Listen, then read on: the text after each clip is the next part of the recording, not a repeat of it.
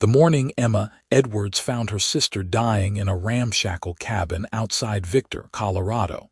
The sky hung low and gray like a dirty blanket stretched too thin over the mountains. It was October 1878, and the aspens had already turned golden, their leaves trembling in the cold wind that promised an early winter. Emma had traveled 3 days by stage from Denver after receiving a telegram that said only, "Your sister Catherine gravely ill. Come at once." She had expected many things, but not the skeletal woman lying on a straw mattress. 3 small children huddled around her like frightened birds. Catherine's eyes flickered open when Emma knelt beside her, and even in the dim light, Emma could see the consumption had hollowed her out from the inside. Her sister had always been the beautiful one, with thick chestnut hair and bright eyes that drew men like moths to flame. Now her hair lay lank against the pillow, and her skin had taken on the translucent quality of paper held up to light. "Emma," Catherine whispered, her voice rattling in her chest. "You came." "Of course I came." Emma took her sister's hand, shocked at how light it felt, like holding a bundle of twigs. "What happened? Where is your husband?" Catherine's laugh turned into a cough that shook her entire frame. When she could speak again, her words came in gasps. "Gone. Took what little we had and left 6 months ago when I got sick. Said he did not sign up to be nursemaid to a dying woman." Emma looked at the 3 children watching from the corner. The oldest could not have been more than 7, a girl with Catherine's same eyes. A boy of perhaps 5 stood beside her, his hand clutching her dress. The youngest, a girl of maybe 3, sucked her thumb and stared at Emma with solemn curiosity. "Their names," Catherine said, following Emma's gaze. "Sarah, Michael, and little Lucy. Promise me, Emma. Promise you will take care of them." "You are going to get better," Emma said, but the words felt like lead in her mouth. "No." Catherine squeezed her hand with surprising strength. "I am not. I can feel it.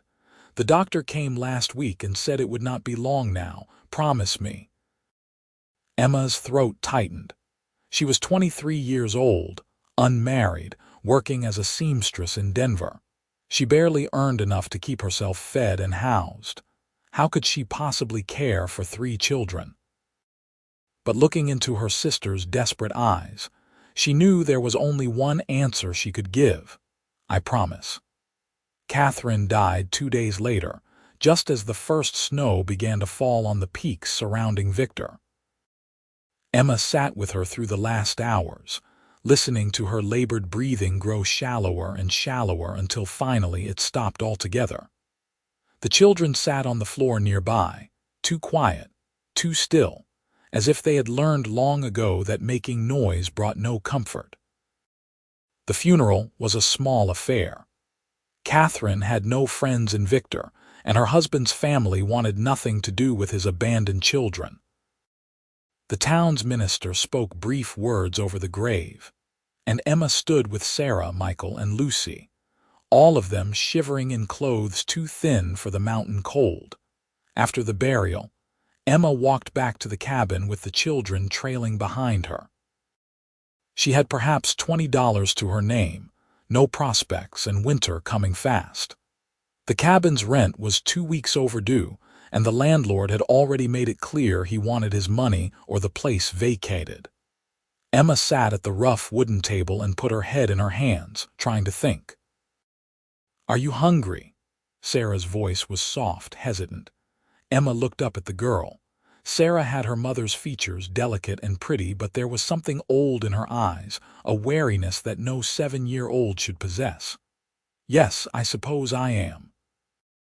"There is not much," Sarah said, moving to the small shelf that served as a pantry. "Some cornmeal, a bit of bacon fat. Mother taught me how to make johnnycakes." Emma watched as the child moved around the cabin with practiced efficiency, mixing the cornmeal with water, heating the cast iron pan over the fire. Michael sat on the floor, stacking small pieces of kindling into elaborate towers, while Lucy dozed in the corner on a pile of blankets that had seen better days. They ate the Johnny cakes in silence, and they tasted like ashes in Emma's mouth. After the children had fallen asleep, Emma sat by the fire and tried to make a plan. She could take them back to Denver, but her single room would never hold 4 people. She could try to find work here in Victor, but the mining town was rough, and opportunities for women were limited and often dangerous. She could try to find someone to take the children, but the thought of separating them, of sending them to orphanages or indentured servitude, made her stomach turn. She was still sitting there when the knock came at the door. Emma started, glancing at the children to make sure they remained asleep, then rose to answer it. She opened the door a crack and found herself looking at a man's chest. She tilted her head back to see his face. He was tall, with broad shoulders and sun-weathered skin that spoke of years spent outdoors. His dark hair touched his collar, and he wore the practical clothes of a working man: denim trousers, a worn cotton shirt, a leather vest.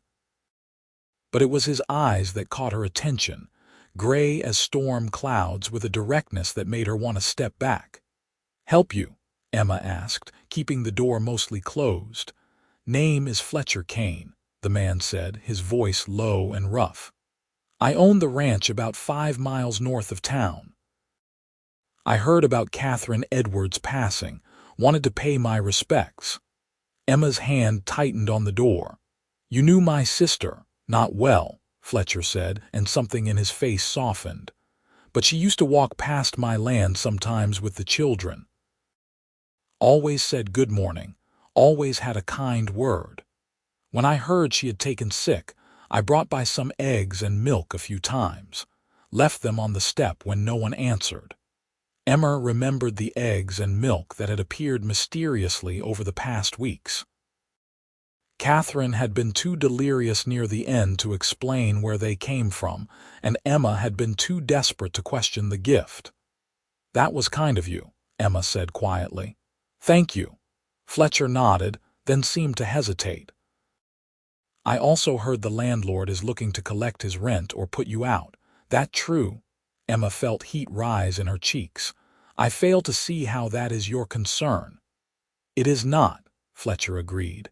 "But winter is coming hard this year. I can feel it in my bones. And those children do not deserve to be put out in the cold because of circumstances beyond their control." "I will figure something out," Emma said, though she had no idea what. Fletcher reached into his pocket and pulled out a small leather pouch. He held it out to her. "There is enough here to cover the rent for a month, maybe 2 if you are careful." Emma stared at the pouch but did not take it. "I cannot accept charity." "It is not charity," Fletcher said. "Call it payment for a debt I owed your sister." "What debt?" Fletcher's jaw worked for a moment. "Last spring, I was bringing cattle to market when one of my horses threw a shoe. I stopped by your sister's cabin to ask if I could use her well to water the animals.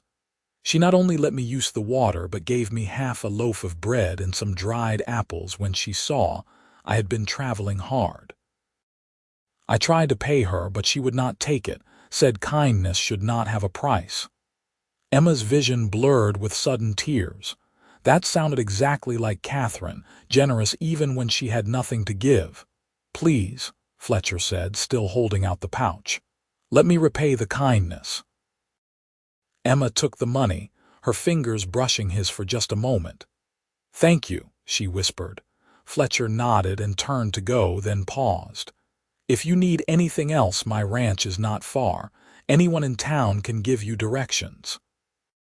He walked away into the darkness, and Emma closed the door, clutching the pouch to her chest. She opened it and counted $20 in gold coins.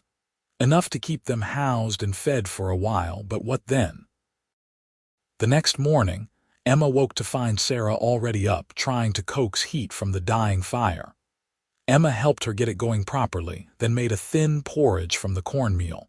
The children ate without complaint, their faces serious and quiet. "What are we going to do?" Sarah asked after Michael and Lucy had gone outside to play in the small yard. Emma looked at the girl, startled by the directness of the question. "What do you mean? Are you taking us to Denver? Or are we staying here? Or are you going to send us away?" Sarah's voice was matter-of-fact, but her hands twisted in her skirt. Emma sat down heavily on one of the chairs. "I promised your mother I would take care of you. I mean to keep that promise." "But you do not have any money," Sarah said. "I heard Mother talking to the landlord." "I know we do not have anything. A kind man gave me some money last night," Emma said.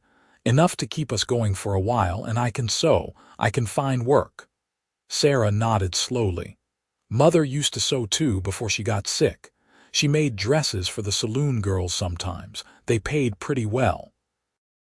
Emma had not considered that. She had worked for a dressmaker in Denver, creating fine gowns for wealthy ladies. But in a mining town like Victor, the customers would be different. She pushed down her pride. If sewing for saloon girls kept the children fed, then that was what she would do. Over the next week, Emma threw herself into establishing some kind of life in Victor. She paid the landlord his overdue rent, which bought her a month's grace. She put out word that she was available for sewing and alterations, and within days she had her first customers. Sarah had been right. The saloon girls paid well, and they were not nearly as difficult to work with as some of the society women Emma had dealt with in Denver. The children began to thaw a little, though they remained quieter than children should be. Michael sometimes smiled when Emma told him stories at bedtime. Lucy started to follow Emma around the cabin like a small shadow. And Sarah, watchful Sarah, slowly began to relax her shoulders, to stop looking at the door as if expecting disaster to walk through it at any moment. Emma had nearly forgotten about Fletcher Kane when he appeared again, 3 weeks after Catherine's funeral. This time he came during the day, riding a sturdy bay horse and leading a pack horse behind him. Emma was hanging washing on the line behind the cabin when she heard the horses. She came around front, wiping her damp hands on her apron. Fletcher dismounted, touching his hat brim in greeting. "Miss Edwards." "Mr. Kane," Emma replied, suddenly conscious of her wind-blown hair and the patches on her dress. "What brings you back?" "I was in town picking up supplies and thought I would check to see how you and the children are faring." Emma lifted her chin. "We are managing fine, thank you." Fletcher's mouth twitched in what might have been a smile. "I am sure you are." But managing and doing well are not always the same thing. Before Emma could respond, Michael came tearing around the corner of the cabin, chasing a stick he had thrown for himself. He skidded to a stop when he saw Fletcher, his eyes going wide at the sight of the horses. "Those are big horses," Michael breathed. Fletcher's expression softened. "They are. You want to pet one?" Michael looked at Emma, hope written all over his small face. Emma hesitated, then nodded. Fletcher lifted the boy up so he could reach the bay's neck, steadying him with one large hand. Michael stroked the horse's coat with reverent fingers, his whole face lit up with wonder. Sarah emerged from the cabin with Lucy in tow, both girls staring at the visitor. Fletcher set Michael down gently, then turned to the pack horse and began untying a bundle. "What are you doing?" Emma asked. "Brought some things," Fletcher said, his tone casual. "Had extra at the ranch." He set a sack of flour on the ground, then another of cornmeal, then a wrapped parcel that Emma suspected was meat. He added potatoes, dried beans, a tin of coffee, and a jar of honey. "Mr. Kane, this is too much," Emma protested. "It is going to go to waste otherwise," Fletcher said. "My housekeeper bought too much when she went to Denver last month. She is always doing that, thinking I eat more than I do." Emma suspected he was lying, but the sight of all that food made her throat tight. Her sewing income kept them housed, but feeding 3 growing children was harder than she had anticipated. "I cannot keep accepting your charity." "Then pay me back," Fletcher said. "I am in need of a new shirt. This one is about worn through." He gestured to his shirt, which did indeed look threadbare at the elbows. "One shirt does not equal all this food," Emma said. "Make it 2 shirts then. And maybe some new curtains for my kitchen window. The old ones are falling apart." Fletcher's gray eyes met hers, steady and serious. "Let me help, Miss Edwards. It does not sit right with me, thinking of children going hungry when I have more than enough." Emma wanted to argue, but Sarah had already moved to the sack of flour, touching it like it was something precious. Michael was watching the jar of honey with naked longing. And Lucy, little Lucy, who had been so pale and thin, needed good food to build her strength. 2 shirts and curtains," Emma agreed finally. "And you tell me what else needs mending or making. I will not take something for nothing." "Fair enough," Fletcher said. He helped her carry the supplies inside, his presence making the small cabin feel even smaller. When everything was stowed away, he stood awkwardly in the middle of the room, his hat in his hands. "Would you like some coffee?" Emma found herself asking. "It will be the first decent pot I have been able to make in weeks." Fletcher's face creased into a smile, and Emma realized it was the first time she had seen him truly smile. It changed his whole face, made him look younger, less hard. "I would like that very much." Emma made coffee while Fletcher sat at the table and talked to the children. He had an easy way with them, answering Michael's endless questions about horses and ranching, listening to Lucy's garbled stories, even drawing Sarah out of her shell enough to get her talking about the book she had been reading, a battered copy of Robinson Crusoe that had belonged to her father. "You like adventure stories?" Fletcher asked Sarah. Sarah nodded. "I like stories where people survive things, where they figure out how to keep going even when everything seems impossible." Fletcher glanced at Emma, and she saw understanding in his eyes. These children had been surviving for a long time, long before their mother died. He stayed for 2 cups of coffee, then rose to leave. "I will bring fabric for those shirts next time I come to town," he said to Emma. "What color do you think?" "Blue would suit you," Emma said, then felt herself blush at how familiar that sounded. "That is, blue is practical. It does not show dirt as much as lighter colors." "Blue it is then," Fletcher said, that small smile playing at the corners of his mouth again. After he left, Sarah helped Emma put away the supplies while the younger children played. "I like him," Sarah announced. "He has kind eyes." Emma thought about that as she made dinner that night, a proper stew with meat and potatoes and beans. Fletcher Kane did have kind eyes. He also had a way of showing up exactly when they needed him most, as if he had some 6th sense for when things were getting desperate. Fletcher came to town every week or 2 after that, always with some excuse. He needed his work shirts mended. Could Emma make him a new vest? His housekeeper wanted a new apron. Each time he paid fairly for the work, and each time he managed to leave behind a little something extra. A sack of apples, fresh eggs, a smoked ham that he claimed he had won in a card game but would never eat by himself. Emma sewed for him and tried not to notice how her heart lifted when she saw him riding up to the cabin. She told herself it was just gratitude, just relief that someone was helping her keep her promise to Catherine.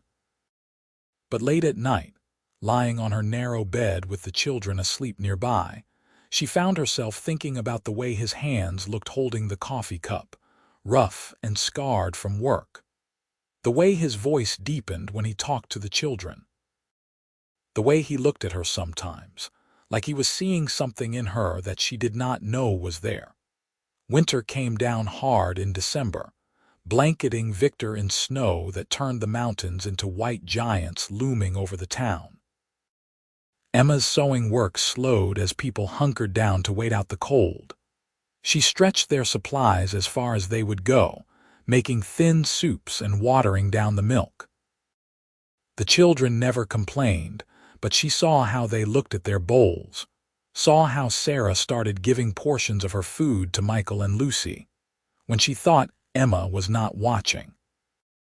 On a bitter cold day in mid-December, when the wind screamed around the cabin and the fire seemed to give off more smoke than heat, Emma counted her money and realized they had perhaps a week's worth of food left and no prospects for more.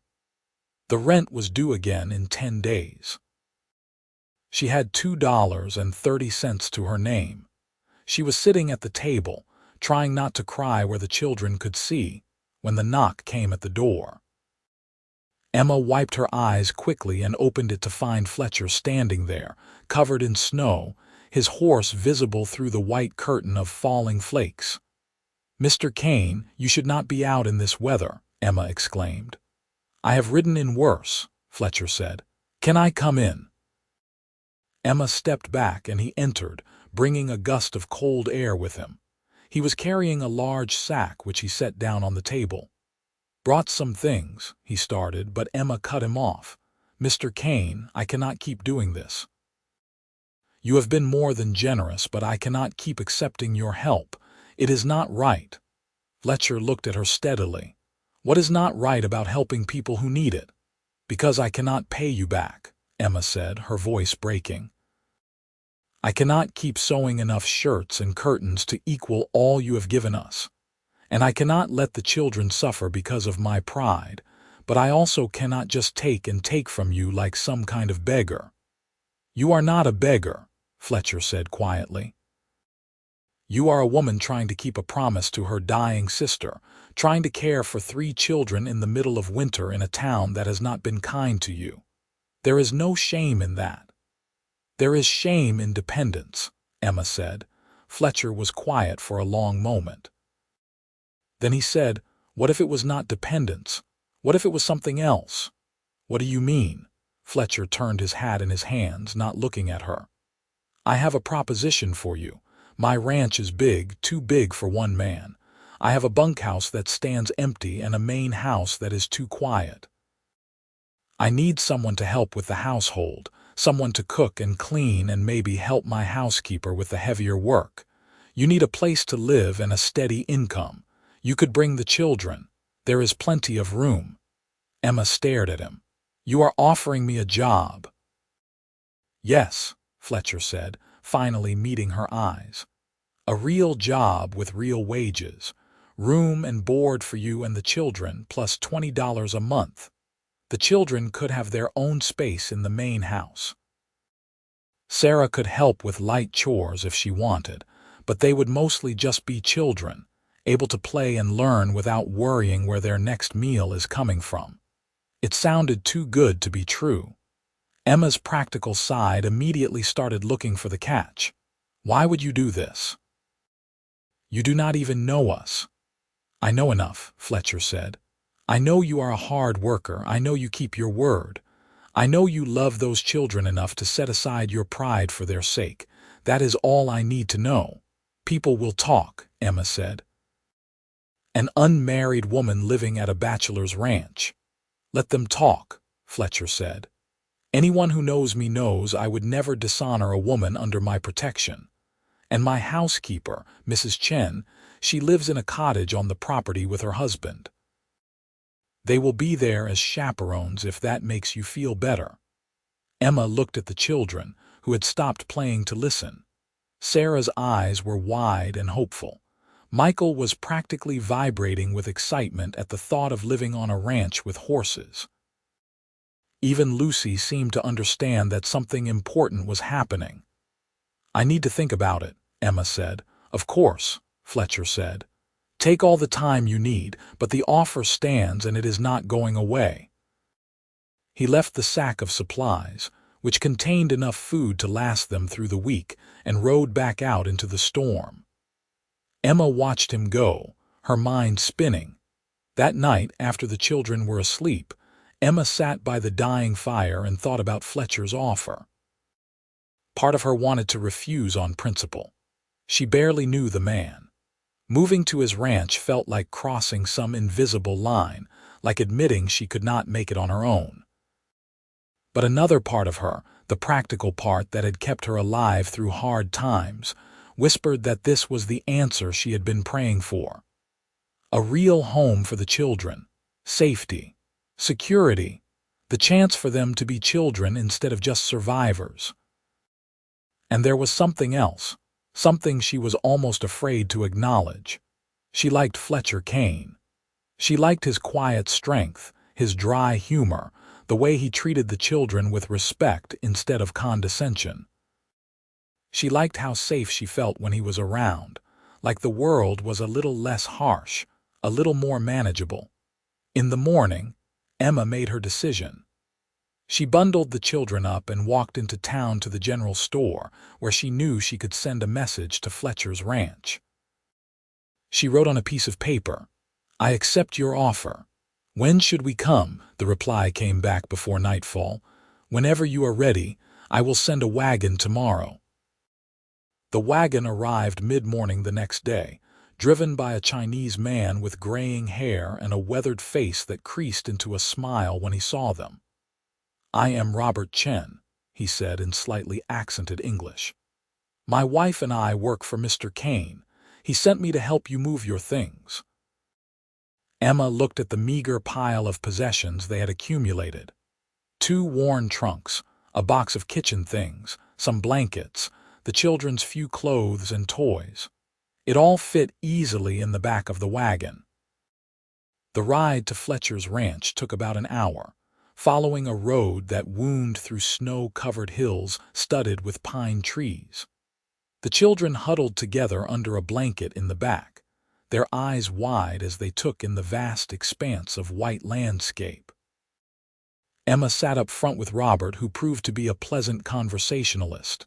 "Mr. Kane is a good man," Robert said as they rode, "fair and honest. My wife and I have worked for him for 5 years now. He treats us like family." "How did you come to work for him?" Emma asked. Robert's expression grew somber. "We were in California during the bad times when they were driving Chinese workers out. A mob burned our shop, threatened to kill us. We fled east and ended up in Colorado with nothing. Mr. Kane found us sleeping in his barn one night. Instead of having us arrested, he offered us work. He said anyone willing to sleep in a barn in January deserved a chance." Emma felt something warm bloom in her chest. The more she learned about Fletcher Kane, the more she understood that his kindness was not an act or a facade. It was simply who he was. The ranch came into view as they crested a hill. It was larger than Emma had expected, with a sprawling main house built of logs and stone, a big barn, several outbuildings and corrals where horses moved like dark shadows against the snow. Smoke rose from the chimneys, promising warmth inside. Fletcher came out of the barn as they pulled up, wiping his hands on a rag. He wore work clothes and heavy boots, and there was hay in his hair. Emma felt her pulse quicken at the sight of him, then sternly told herself to stop being ridiculous. "Welcome," Fletcher said, reaching up to help Emma down from the wagon. His hands were strong and steady on her waist, and for a moment they were close enough that she could see the individual snowflakes caught in his dark hair. Then he stepped back and turned to the children, lifting them down one by one. "Michael, there are 6 horses in the barn that need naming," Fletcher said seriously. "Think you can help with that?" Michael's face lit up like the sun. "Really, really. But first, let us get you all inside where it is warm. My housekeeper has been cooking all morning." Mrs. Chen met them at the door, a small, round woman with a quick smile and capable hands. She exclaimed over how thin the children were, and immediately bustled them into the warm kitchen, where she had soup and fresh bread waiting.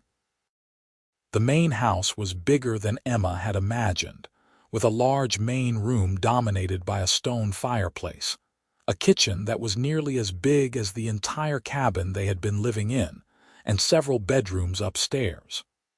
Everything was clean but worn, comfortable but not fancy. It felt like a real home, the kind of place where people lived and worked and laughed. "I thought you and Lucy could take this room," Fletcher said, showing Emma to a bedroom on the ground floor. "And Sarah and Michael can share the room next door. Or if you would rather have different arrangements, that is fine too." Emma stood in the doorway of the room and felt tears prick her eyes. There was a real bed with a thick mattress and quilts piled on top, a dresser, a rocking chair by the window, a small stove in the corner to provide heat. It was more than she had dared hope for. "It is perfect," she whispered. Over the next few days, Emma and the children settled into their new life. Emma's duties were lighter than she had expected. Mrs. Chen handled most of the heavy cooking and cleaning, so Emma found herself helping with smaller tasks: mending, organizing, doing laundry, helping prepare meals. It felt less like work and more like simply being part of a household. The children thrived. Michael spent every spare moment in the barn, following Fletcher around like a devoted puppy, learning about horses and cattle. Sarah discovered that Fletcher had a small collection of books in his study, and he gave her free rein to read whatever she wanted. Lucy attached herself to Mrs. Chen, helping the older woman with small tasks and chattering constantly in the way that 3-year-olds do. Emma found herself watching Fletcher when she thought he was not looking. She noticed how patient he was with Michael, never irritated by the endless questions. How he always asked Sarah about what she was reading, genuinely interested in her thoughts. How he carved a small wooden horse for Lucy and presented it to her with such solemnity that the little girl had hugged it to her chest like treasure. Christmas came, and Fletcher insisted they celebrate properly. He and Robert brought back a pine tree from the woods and set it up in the main room. Mrs. Chen made special treats, cookies and candies that made the children's eyes go wide. Fletcher gave each child a gift: a pocket knife for Michael, a new book for Sarah, a rag doll for Lucy. He gave Emma a beautiful woolen shawl in deep blue, so soft it felt like touching clouds. "This is too much," Emma protested, even as she wrapped it around her shoulders. "It is Christmas," Fletcher said simply, "and you all deserve nice things." Emma had made gifts too, using fabric scraps and her sewing skills. She gave Fletcher 2 new shirts in the blue he favored and a vest she had worked on in secret, embroidering his initials on the inside pocket. When he opened it and saw the careful stitching, something shifted in his expression. "This is beautiful work," he said quietly, running his fingers over the embroidery. "Thank you, Emma." It was the first time he had used her first name, and the sound of it in his deep voice did strange things to her heartbeat. After Christmas, winter settled in for the long haul. Snow piled up around the ranch and the days fell into a comfortable rhythm. Emma woke early to help Mrs. Chen with breakfast. The children did their lessons in the morning, with Sarah teaching Michael his letters and numbers.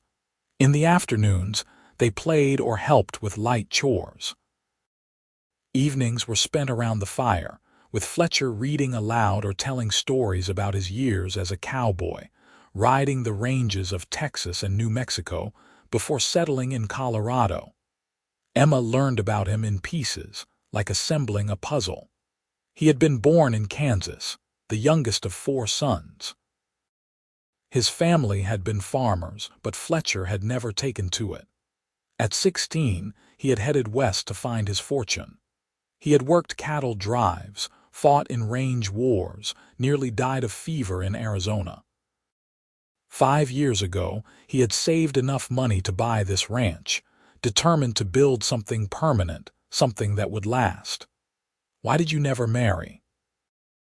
Emma asked one evening when the children were asleep, and she and Fletcher were sitting in the main room, her mending on her lap, him working on repairing a bridle. Fletcher was quiet for so long that Emma thought he might not answer. Finally, he said, "Never found the right woman, I guess." The kind of life I lived, it was not conducive to courting. And then when I got the ranch, I was too busy building it up to think about much else. He paused. What about you? You are young and pretty and capable. I am surprised some man has not snapped you up already. Emma felt her cheeks heat at the casual compliment. I was engaged once, back in Denver, but he broke it off when my father died and it became clear there would be no inheritance. Said he could not afford to support me in the manner I deserved. She could not keep the bitterness from her voice. Turned out what I deserved was honesty, and he could not afford that either. Then he was a fool, Fletcher said, his voice hard. Any man who would abandon a woman for lack of money is not worth having. Their eyes met, and Emma felt something electric pass between them. Fletcher looked away first, returning to his work on the bridle, but his hands were not quite steady. The winter wore on, and Emma found herself growing more comfortable in Fletcher's presence. They fell into an easy companionship, talking while they worked, sharing meals, discussing the children's progress. Sometimes Emma would look up from her sewing to find Fletcher watching her, his gray eyes thoughtful. Other times she would catch herself staring at the way his hands moved, strong and sure, and have to force herself to look away. Mrs. Chen noticed, of course. One day in early February, as they were kneading bread together in the kitchen, the older woman said casually, "Mr. Kane is different since you came here." Emma's hands stilled in the dough. "Different how?" "Lighter," Mrs. Chen said. "He smiles more, laughs more. The house feels alive now, not just occupied." She gave Emma a knowing look. "He looks at you when you are not watching. Did you know that, Mrs. Chen?" Emma protested, feeling her face flame. "I am just saying what I see," the housekeeper said placidly. "And what I see is a good man who is half in love with a good woman. The question is, what are you going to do about it?" "I am his employee," Emma said. "It would not be appropriate," Mrs. Chen laughed. "My dear girl, propriety is for people who have the luxury of choosing it. You and those children need security, yes, but you also need love. And Mr. Kane needs a family. Seems to me you could give each other exactly what you need." Emma thought about that conversation for days afterward. Was Mrs. Chen right? Did Fletcher care for her as more than just an employee, more than just a woman he was helping? And if he did, what did Emma feel in return? She tested the question in the quiet of her own heart and found the answer waiting there, patient and sure. She cared for Fletcher Kane. Somewhere between his quiet kindness and his steady presence, between watching him teach Michael to ride and listening to him discuss books with Sarah, she had fallen for him. Not the wild, heady infatuation she had felt for her former fiancé, but something deeper, something that felt like coming home. But what if she was wrong? What if he saw her only as a responsibility, a promise made to a dead woman? The thought of misreading the situation, of making a fool of herself, kept Emma silent. Spring came slowly to the Colorado mountains, the snow relucting gradually under the strengthening sun. As the weather warmed, Fletcher began preparing for the spring cattle drive. He would be taking his herd to market in Denver, a journey that would take nearly 2 weeks there and back. The night before he was due to leave, Fletcher asked Emma to walk with him after supper. They strolled around the ranch yard in the soft twilight, the air sweet with the smell of new grass and pine.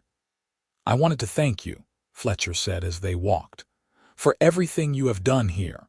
The house has never been so well run and the children have flourished under your care." "You have given us everything," Emma said.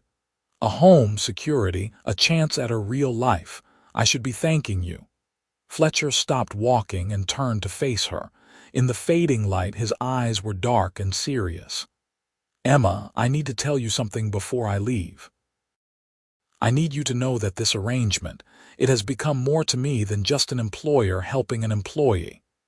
Emma's heart began to pound. "What do you mean?"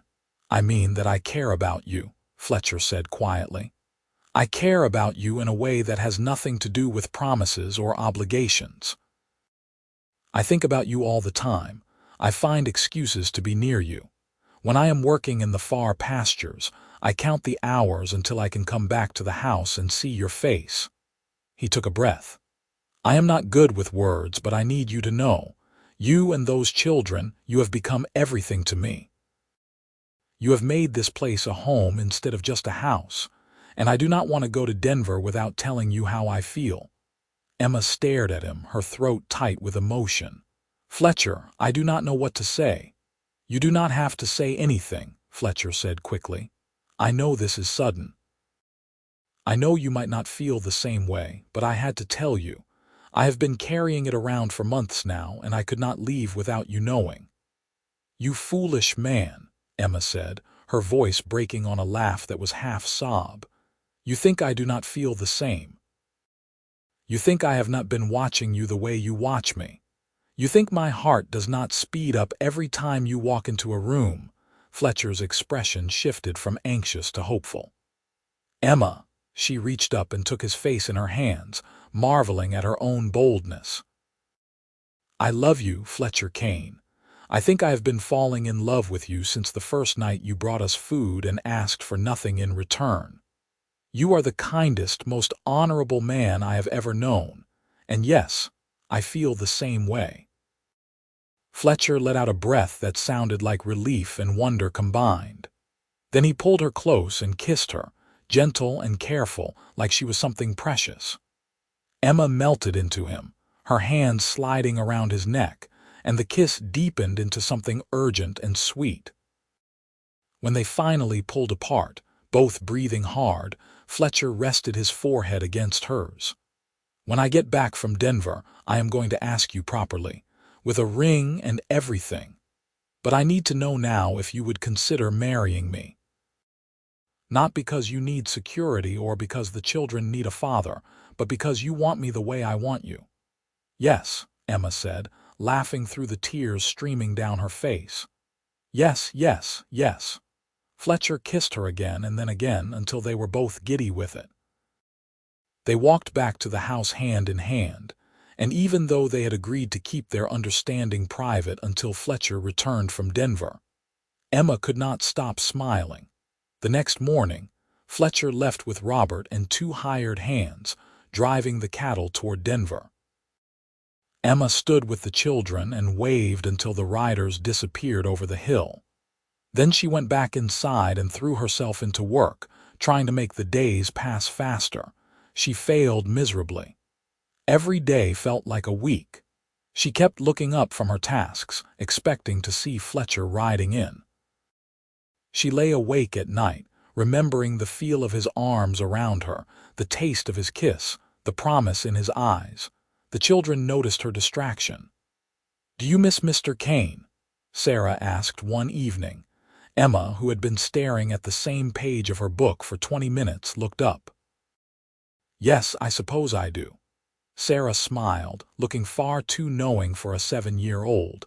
"He will be back soon, and when he does, I think things are going to change. Good changes." Emma wondered what the children would think about her marrying Fletcher. They liked him clearly, but accepting him as a stepfather was different from enjoying his company. She decided to test the waters. "Sarah, how would you feel if Mr. Kane and I were to marry someday?" Sarah set down her own book and considered the question seriously. "Would we still live here?" "Yes, of course." "And would Mr. Kane still teach Michael about horses and talk to me about books and carve things for Lucy?" "I imagine he would." "Then I think it would be wonderful," Sarah said simply. "He makes you happy and he is good to us. That is all that matters, is it not?"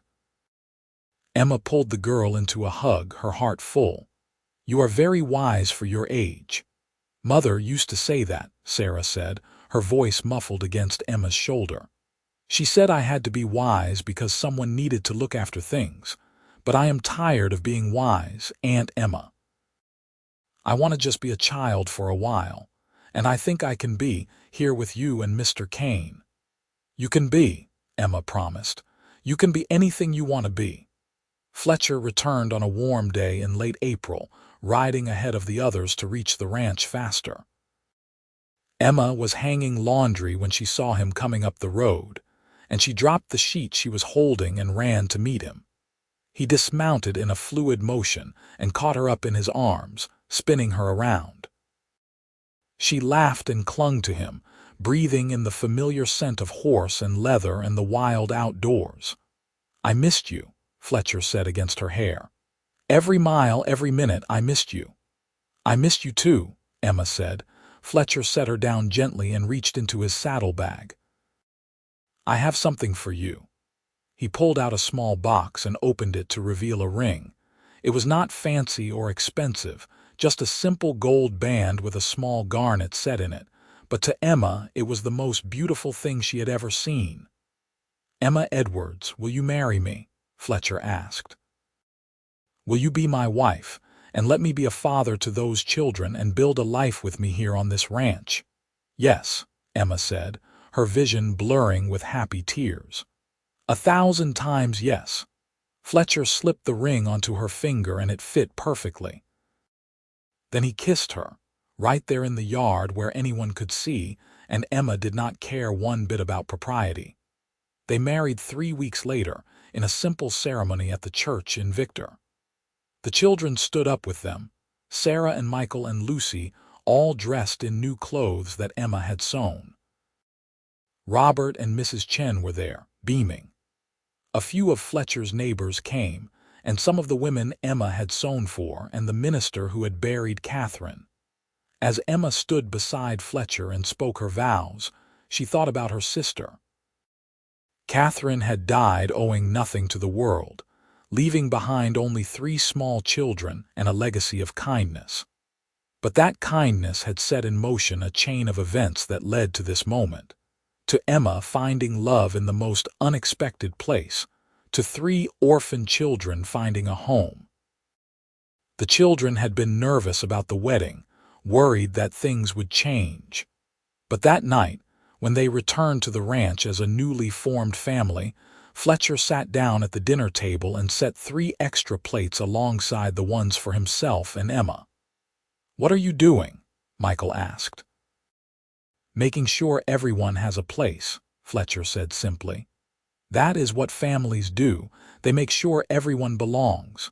Sarah's eyes filled with tears and she rushed over to hug Fletcher. "Thank you for being our father." Fletcher's voice was rough when he answered. "Thank you for being my children." They ate dinner together, all 5 of them, talking and laughing as the sun set outside the windows. Later, after the children were in bed, Emma and Fletcher sat together on the porch, watching the stars come out over the mountains. "Are you happy?" Fletcher asked, his arm around her shoulders. Emma thought about the question. 6 months ago, she had been frightened and alone, standing over her sister's grave with 3 children to care for and no idea how to provide for them. Now she had a home, a husband who loved her and children who were safe and cared for. It seemed impossible that so much could change in such a short time. "I am happier than I ever thought possible," Emma said honestly. "Good," Fletcher said, pulling her closer. "Because I plan to spend the rest of my life making sure you stay that way." They sat in comfortable silence, and Emma let herself relax into the warmth of his embrace. The future stretched out before them, unknown but no longer frightening. Whatever came, they would face it together. The first year of their marriage passed in a blur of work and joy and small domestic pleasures. Emma settled fully into her role as Fletcher's wife and the children's mother. She had worried initially that the children might resist her authority or resent the change in their relationship, but those fears proved groundless.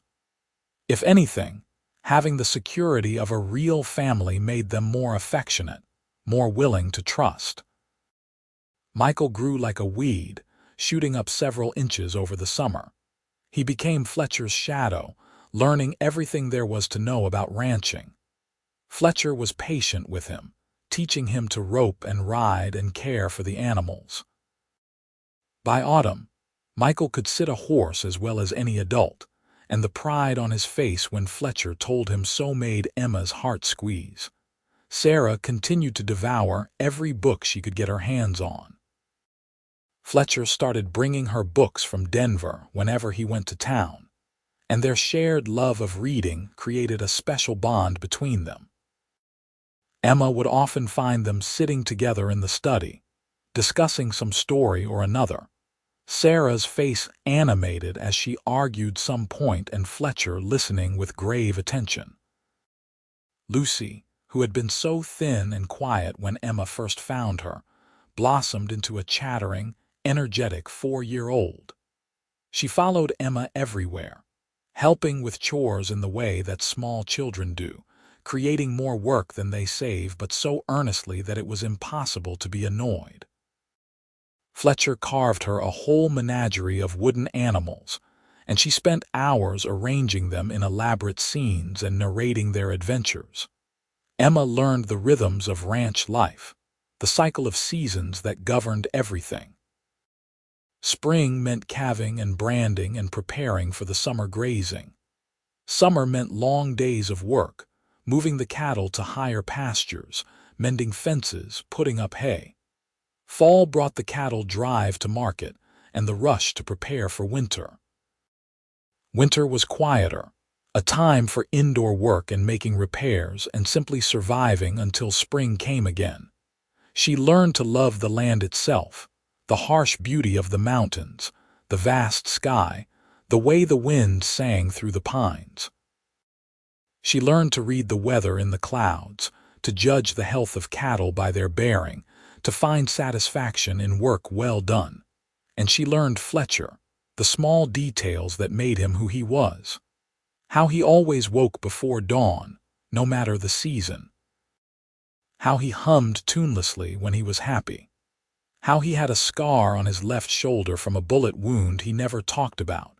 How he checked on the children every night before going to bed, making sure they were warm and safe. How he looked at Emma sometimes with such tenderness it made her breath catch. Their love deepened and matured through the daily work of living together. They had their disagreements, of course. Emma thought Fletcher worked too hard and did not ask for help when he needed it. Fletcher thought Emma spent too much money on books and fabric when they should be saving. But they learned to talk through their differences, to compromise, to remember that they were on the same side.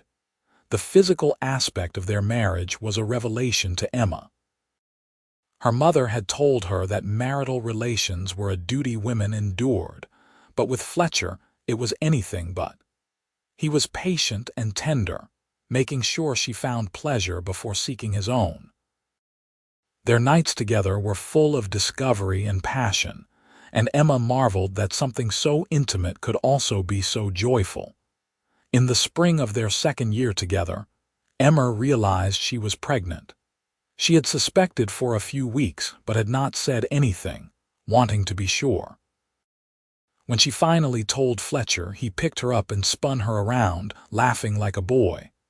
"We are having a baby," he kept saying, wonder in his voice. "Our baby." The children were thrilled when Emma and Fletcher told them. Sarah immediately appointed herself as Emma's helper, trying to keep her from lifting anything heavy or working too hard. Michael started building a cradle in the barn with Fletcher's help, determined to have it ready before the baby arrived. And Lucy talked constantly about being a big sister, planning all the things she would teach the new baby. Emma's pregnancy progressed smoothly through the spring and summer. She felt well, just tired sometimes, and Mrs. Chen made sure she ate properly and rested when needed. Fletcher became even more protective than usual, worrying over every little thing until Emma had to laugh at him. "Women have been having babies since the beginning of time," she told him. "I am not made of glass." "I know," Fletcher said, his hand on her growing belly, "but you are precious to me." "Both of you are. I cannot help but worry." The baby was born on a crisp October morning, with Mrs. Chen attending and Fletcher pacing anxiously downstairs, while Sarah kept the younger children occupied. The labor was long and difficult, and there were moments when Emma thought she could not bear it. But finally, after hours of effort, she heard the sharp cry of a newborn, and Mrs. Chen placed a red, wrinkled, perfect baby boy in her arms. "You have a son," Mrs. Chen said, beaming. Fletcher was allowed up a few minutes later, and Emma would never forget the expression on his face when he saw his son for the first time. He knelt beside the bed, touching the baby's tiny hand with one calloused finger, his eyes shining with tears. "He is beautiful," Fletcher whispered. "You are both beautiful." They named him James after Fletcher's father and called him Jamie.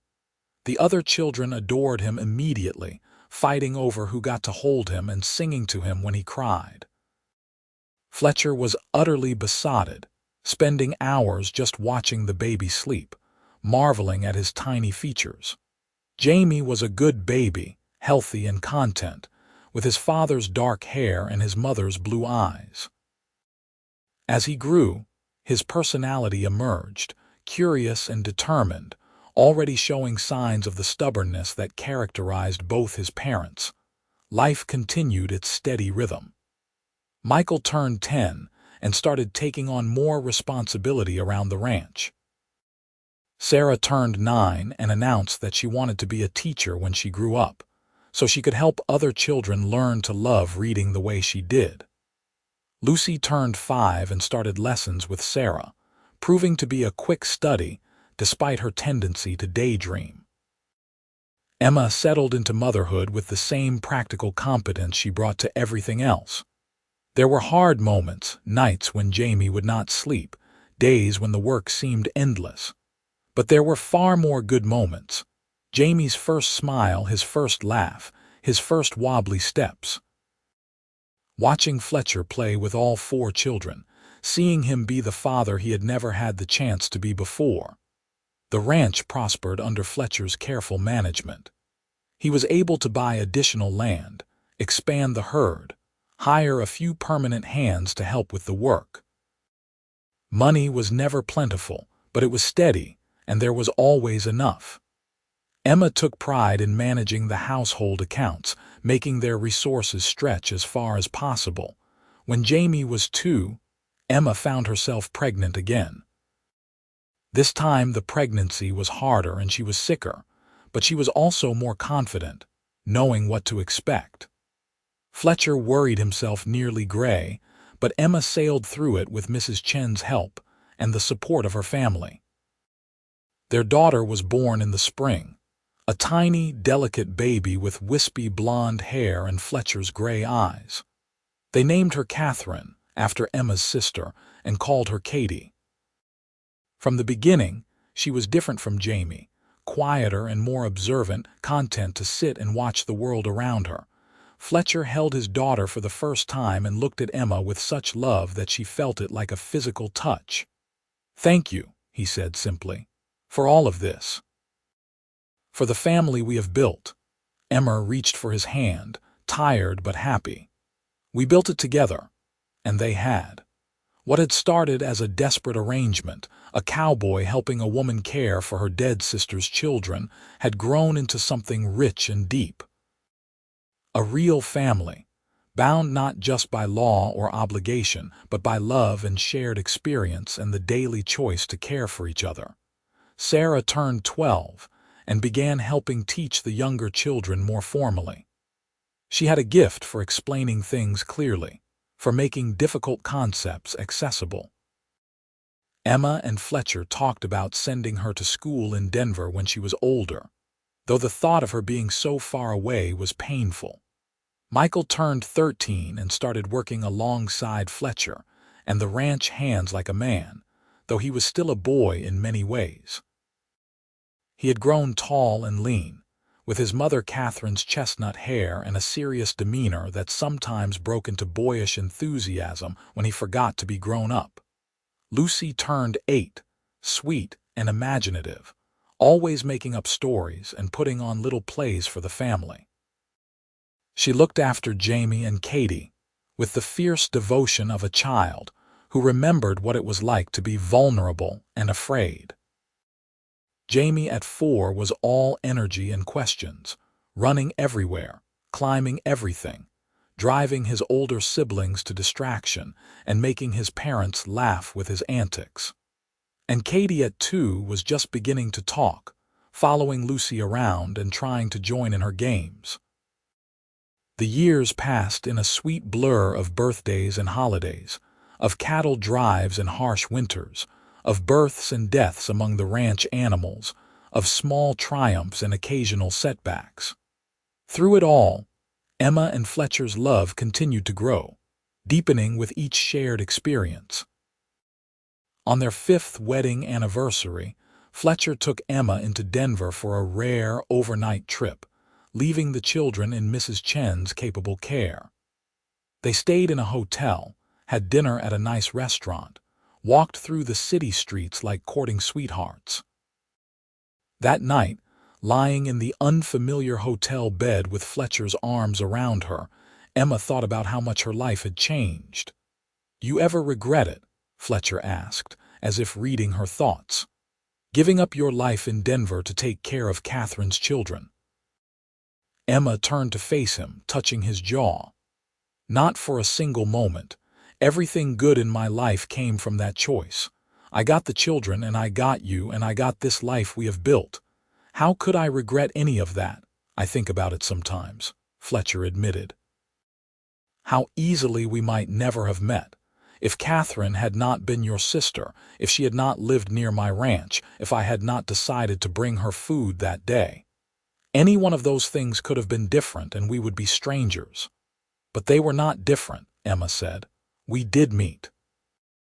We did fall in love, and now we have this." "Now we have this," Fletcher agreed, pulling her close. "And I am grateful every single day." They made love slowly, tenderly, reaffirming the bond between them.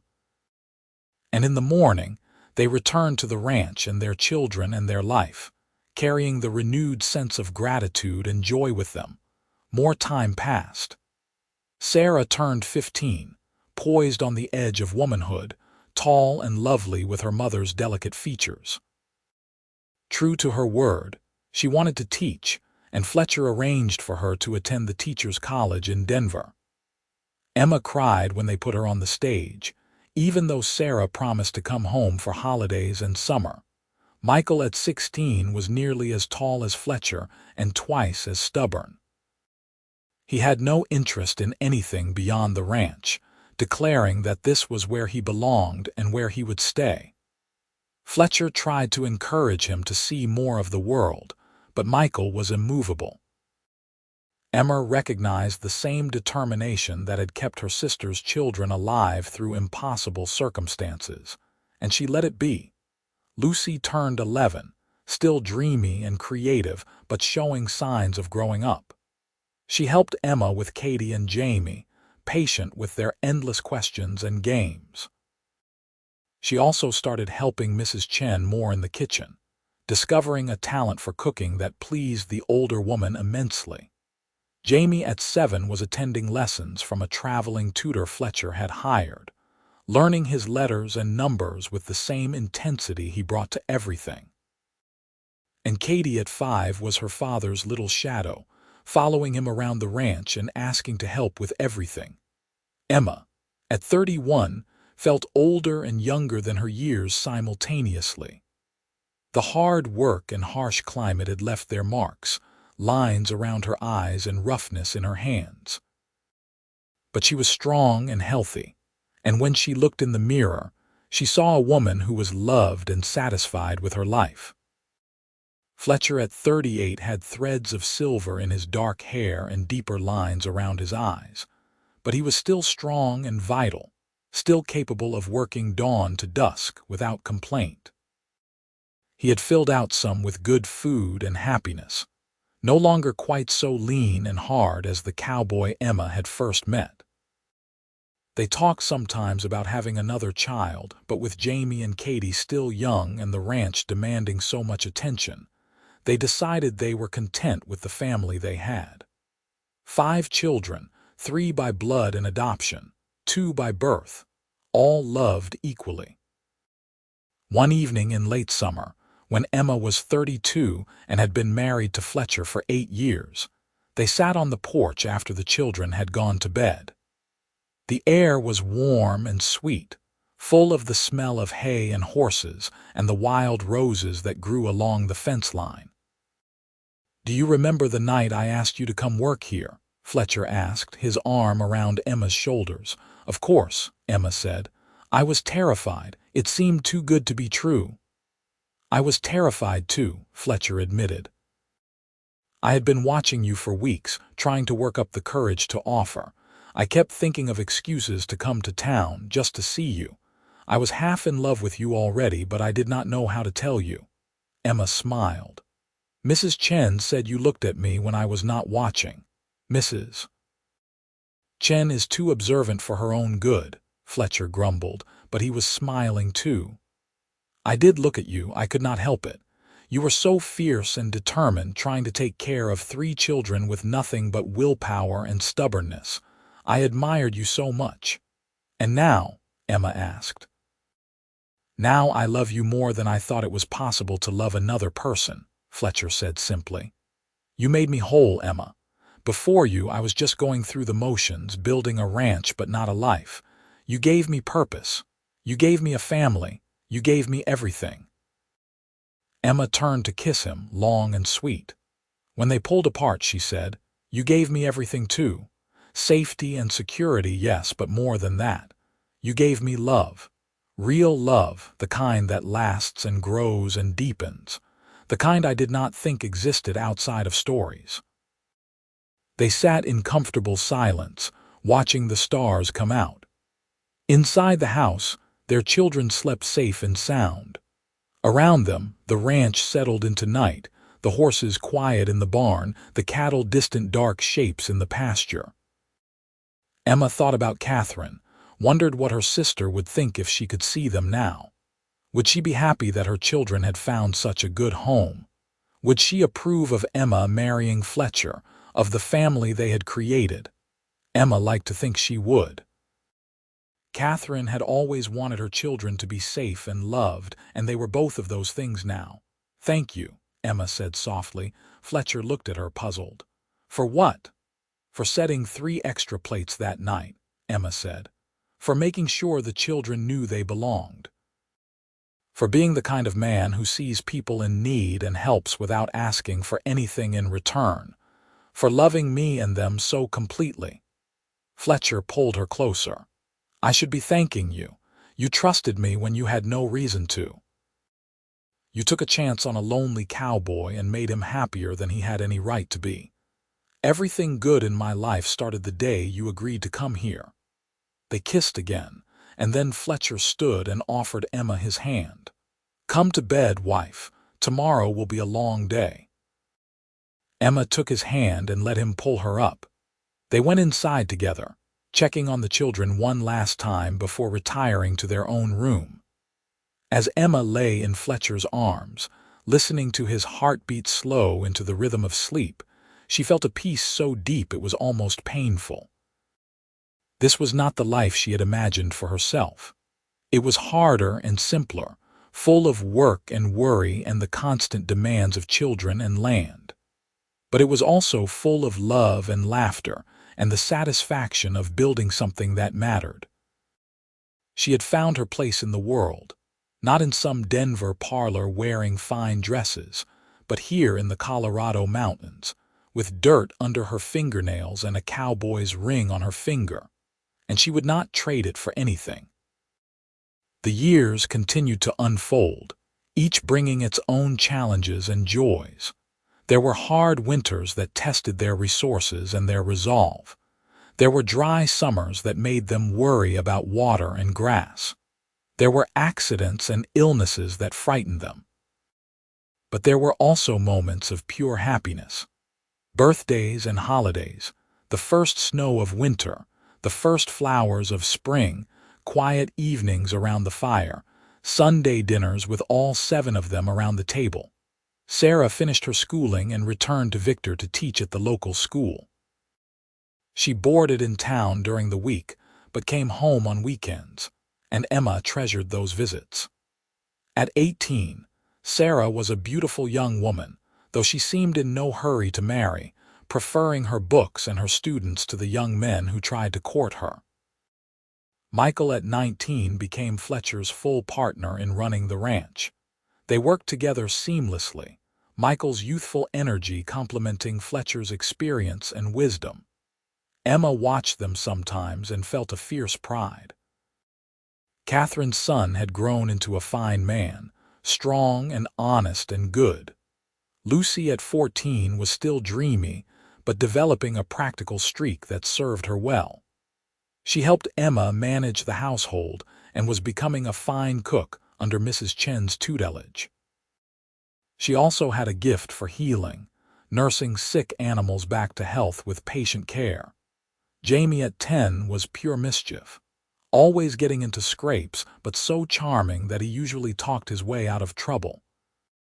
He had his father's gray eyes and his mother's quick mind, a combination that promised interesting things for the future. And Katie at 8 was quiet and thoughtful, the child who noticed everything but said little.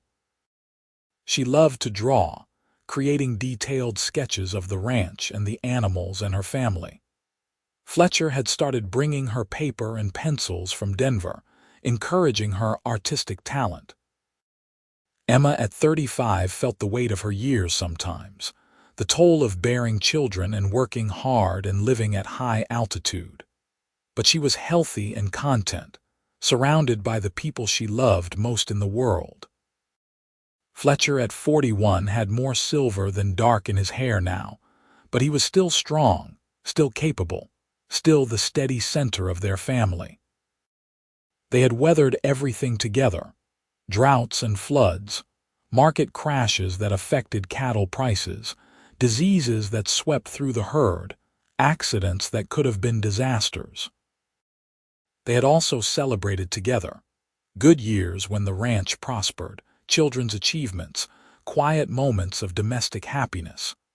One autumn evening, when the aspens were turning gold and the air had that crystalline quality that spoke of coming winter, the whole family gathered for dinner. Sarah had come home for the weekend from town. Michael had returned from checking the far pastures. Lucy had made a special dessert. Jamie and Katie were on their best behavior, trying to act grown up. Fletcher sat at the head of the table, Emma at the other end. The children ranged between them. As they ate and talked and laughed, Emma looked around at each of their faces and felt her heart swell. This was what Catherine had died for, what she had entrusted to Emma with her last breath, the safety and happiness of her children, and Emma had kept her promise. Sarah, Michael, and Lucy were thriving, becoming the people they were meant to be. And beyond that, Emma had built a family, a real family, bound by love and choice and years of shared life.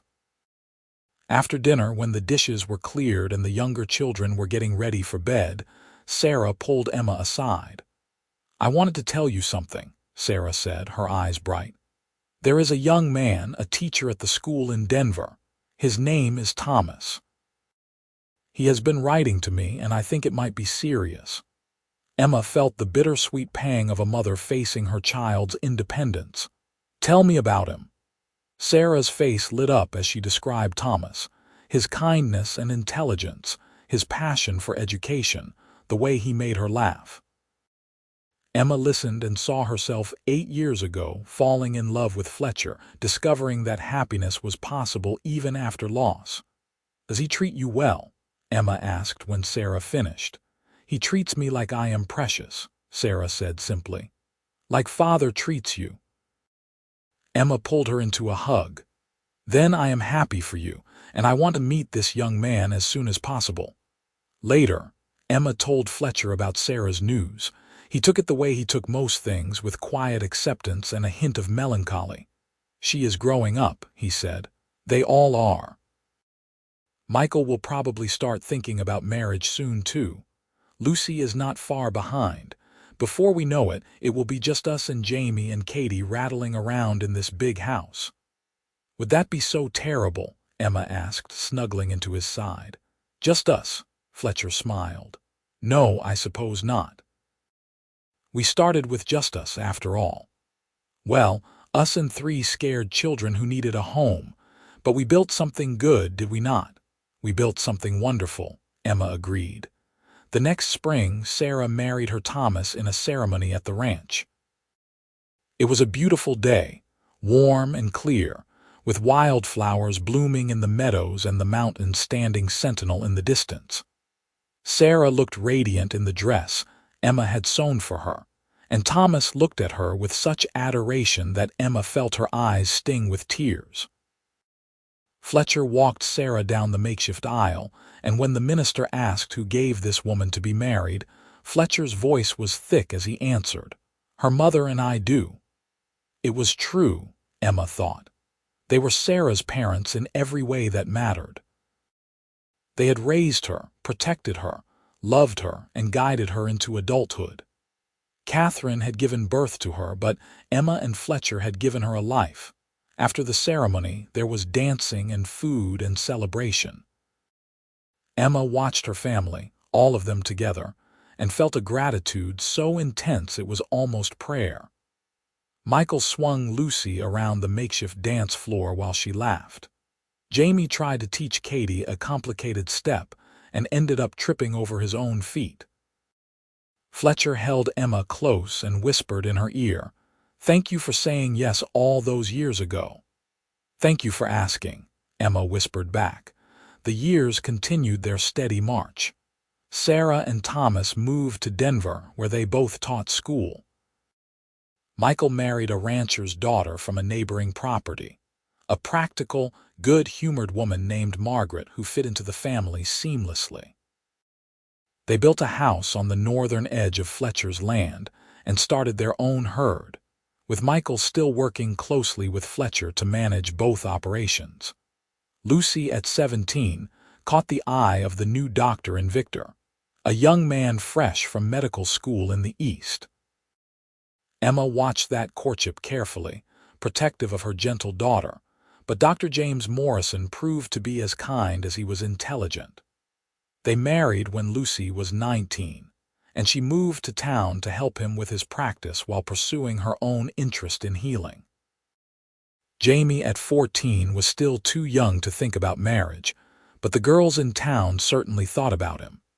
He had grown into a handsome young man, tall and broad-shouldered like his father, with a quick smile and easy charm. Emma worried about him sometimes, hoping he would inherit Fletcher's steady character along with his good looks.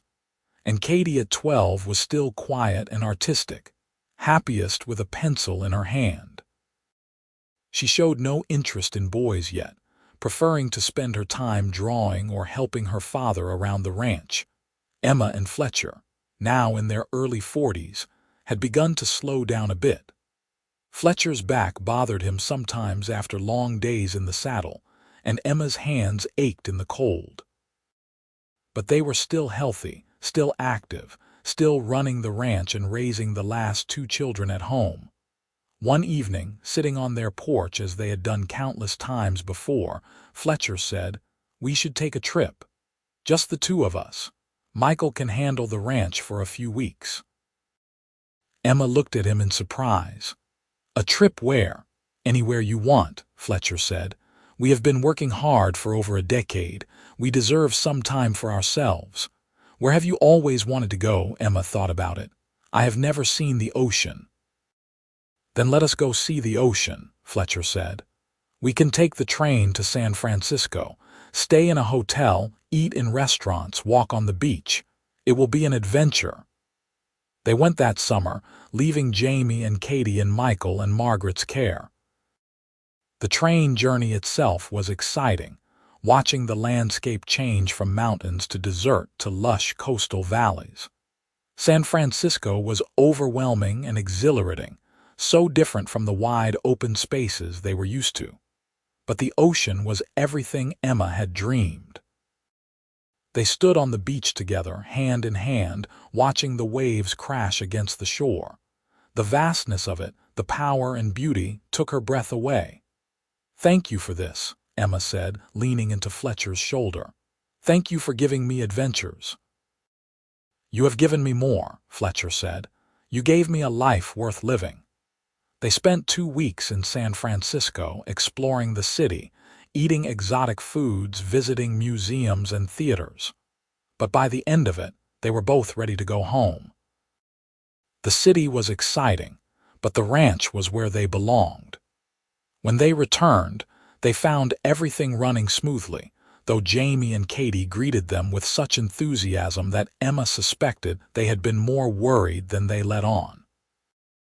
That night, lying in their own bed, listening to the familiar sounds of the ranch settling down for the night, Emma sighed with contentment. "It is good to be home," she said. "It is," Fletcher agreed. "But we should do it again sometime, travel a bit, see the world. We have earned it." More years passed, each bringing changes. Sarah and Thomas had 2 daughters, making Emma and Fletcher grandparents for the first time. Michael and Margaret had a son, then twin girls. Lucy and James had a daughter. The ranch that had once been so quiet was now filled with grandchildren when they all came to visit. And Emma loved every chaotic moment of it. Jamie at 18 decided he wanted to try his hand at law, much to everyone's surprise. Fletcher arranged for him to apprentice with a lawyer in Denver, and though Emma missed him terribly, she was proud of his ambition. Katie at 16 was still at home, still drawing, still her father's quiet companion. Emma at 47 and Fletcher at 53 had settled into a comfortable middle age. Fletcher's hair was completely silver now, and Emma's had threads of gray running through the blonde. They moved a bit more slowly, tired a bit more easily, but they were content. The ranch was prosperous and well run. The children were all settled and happy, and they had each other. On a crisp October morning, almost exactly 20 years after Catherine's death, Emma walked out to the small cemetery on the edge of the ranch property. She had insisted on moving Catherine's grave here years ago, wanting her sister close. She stood in front of the simple headstone and thought about everything that had happened since that awful day when Catherine had died. "I kept my promise," Emma said softly. "Your children are grown now and they are happy. Sarah is teaching, just like she always wanted. Michael is running a ranch with his father. Lucy is helping people heal. They turned out well, Catherine. You would be so proud of them." The wind rustled through the aspen leaves, and Emma imagined it was her sister's response. She told Catherine about her own children, about Jamie studying law and Katie's artwork. She talked about Fletcher and the life they had built together. "Thank you," Emma said finally, "for bringing me here. For giving me the chance to know those children. They led me to Fletcher, and he led me to happiness. I wish you could have had the same, but I will make sure your children always remember you. I will make sure they know how much you loved them, how you sacrificed everything to keep them safe." She stood there a while longer, then walked back to the house. Fletcher was waiting on the porch, and when she reached him, he pulled her into his arms. "You all right?" he asked. "Yes," Emma said. "I was just thinking about how much has changed, how much we have been blessed." "We have been blessed," Fletcher agreed. "But we also worked for it.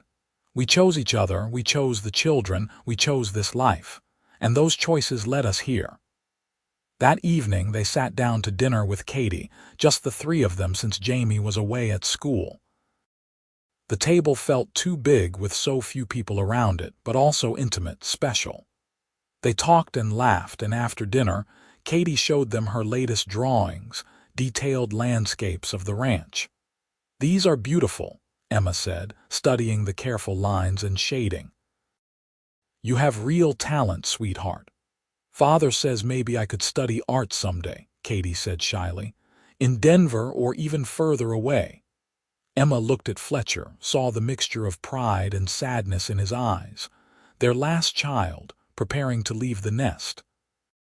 "If that is what you want, we will make it happen," Emma promised. Later, alone in their room, Emma and Fletcher held each other in the darkness. "It is strange," Emma said. "For so long our lives were all about the children, and now they are growing up and leaving, and it is just us again." "Is that a bad thing?" Fletcher asked. Emma thought about it. "No," she said finally. "It is the natural way of things. We raised them to be independent, to make their own lives, and we still have each other." "Always," Fletcher promised, kissing her forehead, "until the end of our days." More years passed, golden and sweet.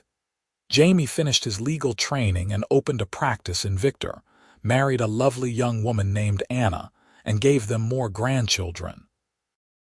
Katie did go to Denver to study art, thrived there, and came home with a husband, a fellow artist who appreciated the beauty of the mountains.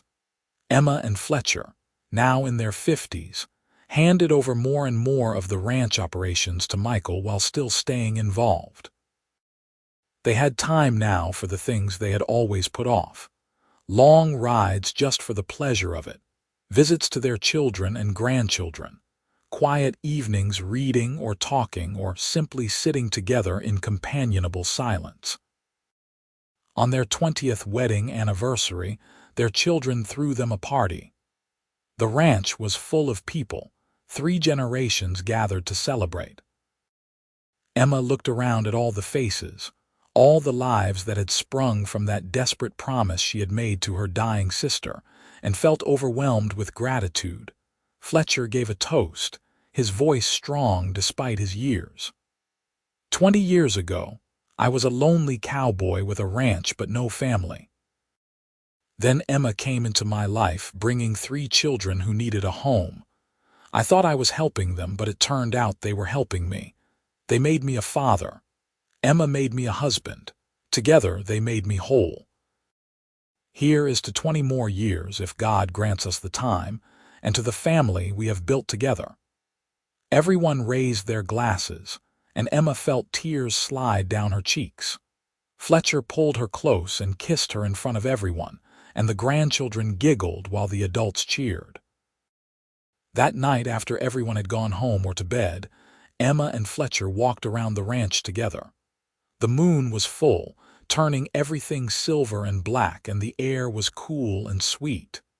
"You remember the night I asked you to marry me," Fletcher said. "Right here in this spot."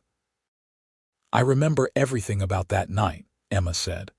"I remember being so scared and so hopeful at the same time. I remember thinking that if I was brave enough to say yes, something wonderful might happen." "And were you right?" Fletcher asked, though his smile said he already knew the answer. "I was right," Emma said. "Something wonderful did happen. This whole life, this whole family, all of it is wonderful." They stood there in the moonlight, 2 people who had found each other against all odds, who had built something lasting out of tragedy and hope. The ranch spread out around them, the physical manifestation of all their years of work and love. Inside the house, their grandchildren slept safe and warm, the latest generation of the family they had created.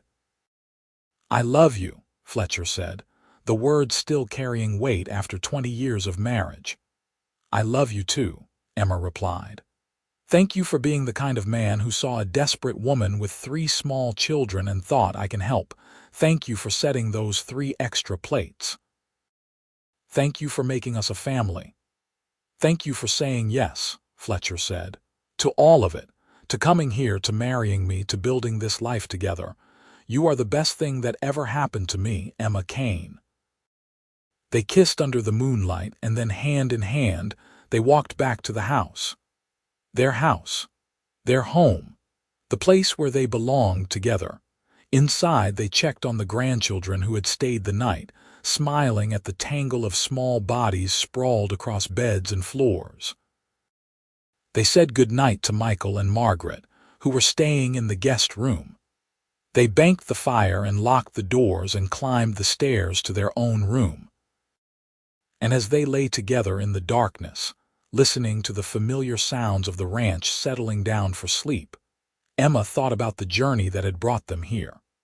From Catherine's deathbed to this moment had been 20 years, but it felt like both a lifetime and no time at all.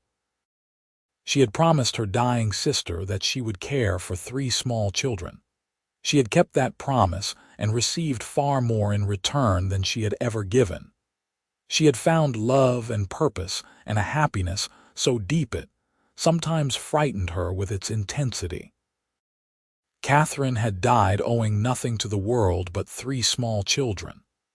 And Fletcher had set 3 extra plates that night, making room at his table and in his heart for children who were not his by blood but became his in every way that mattered.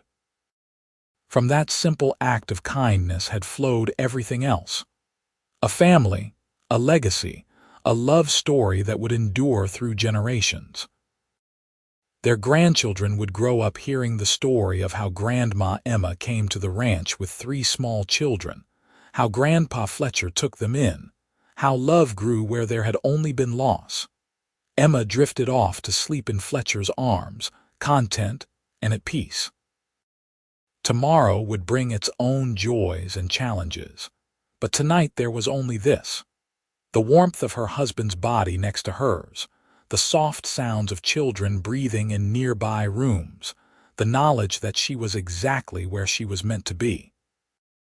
The cowboy had set 3 extra plates that night, 20 years ago, and in doing so had set in motion a chain of events that transformed both their lives. From tragedy had come triumph, from loss had come love, and from a simple act of kindness had grown a family that would endure for generations to come. And as the moon set over the Colorado mountains and dawn began to paint the eastern sky with streaks of pink and gold, the ranch slept on, sheltering the family within its walls, a testament to the power of love and the resilience of the human heart.